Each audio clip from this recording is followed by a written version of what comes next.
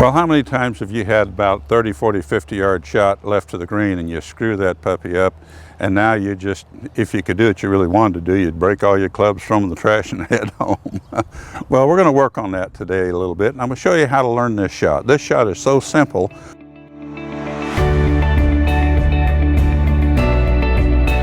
About 30, 40, 50 yard shot left to the green. It's such an important shot to the game.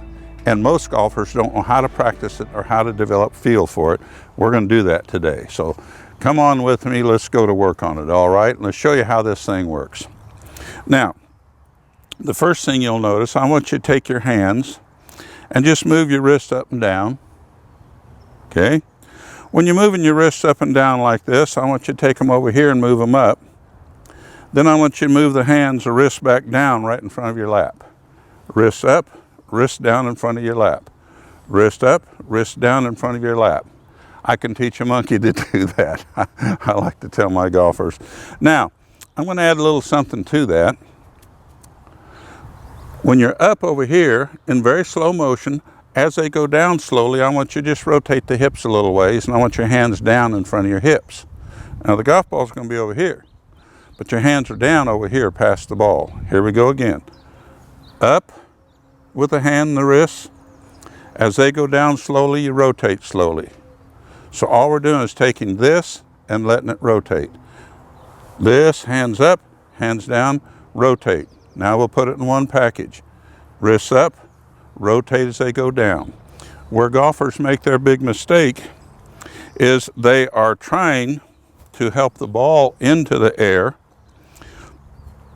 So they're taking their hands here and they're flipping the hands this way to feel the club head go forward and to try to lift the golf ball.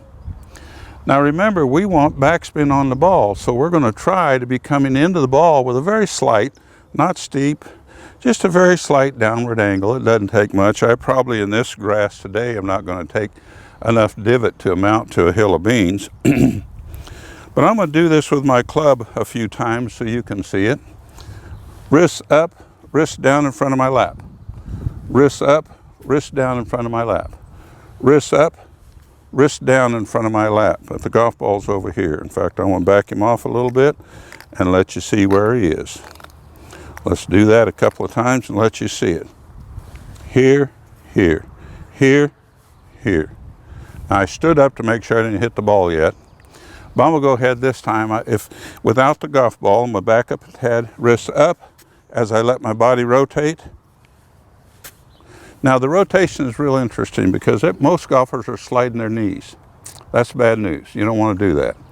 Because when the front knee is bent, when it's flexed at all, you're going to go to your toes. When you're on your toes in this front foot, you can't rotate.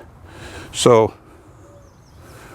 the next thing you want to practice before we hit some balls is feel just a tad, not much flex at all. Very, very little. Everybody bends their knees too much. Just unlock them. Now from there, feel like you take this hip 90 degrees back and this knee stands up. Bingo. There you go. So you're standing up when you're swinging. You're not trying to stay flexed and down. Okay, here, up. That lets me turn to the target easily. Okay? Now put that all into one package. Hands up, hands down, and I rotated and straightened my leg automatically. Now the hip will straighten, when the hip comes back, it'll straighten the knee automatically, okay? Hands up, hands down while we rotate. Let's try that with a golf ball just for the fun of it.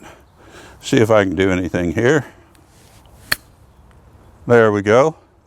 And that's where I finish that shot a lot of times, okay? With the hands down, especially when I'm practicing. Now you'll notice I didn't use any energy. I don't want energy yet. I'm not trying to do anything except feel how the wrist goes up. And while the wrist and the club head are falling, there's a slight little motion to rotate out of the way. When you do that, naturally your zipper is going to be past the ball when you get to the golf ball. Okay, so we're not waiting to hit it off our zipper and then move. It's going to go boom. Let's try a few more of those. I'm on a little hill here. I'm 75 years old, don't have the balance I once had, so you see me doing a little bit of this. I don't care. I'm practicing. I haven't practiced a long time, so this is kind of fun for me. Okay, so I'm gonna let the thing go. A place I like back here is where the shaft almost points to the golf ball. Doesn't have to be perfect, but just kind of in that area, because this is not a full swing. It's what I call a half swing. That way. Hit that a little fat. Not real happy with it, actually. Let's try that again. That was dead smack perfect. Now you notice I'm not doing what they call a follow through, because that's not a follow through anyhow, that's a finish. The follow through in golf is where your club goes the fastest, so my club's going the fastest somewhere out here about a foot past the ball, even though I'm not swinging hard.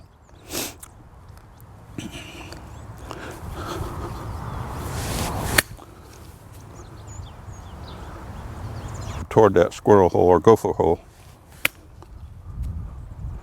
Okay, that's about 3 feet left of it. If I can get it done right under the golf ball, I get solid shots like that. Okay, very, very simple. Now this is a shot that you should practice quite a bit and get ingrained, because you can start like 20 yards out, 30 yards out, 40 yards out. I'm doing this with a sand wedge. But I like to hit this shot even from 100 yards with a little 8-iron. There we go.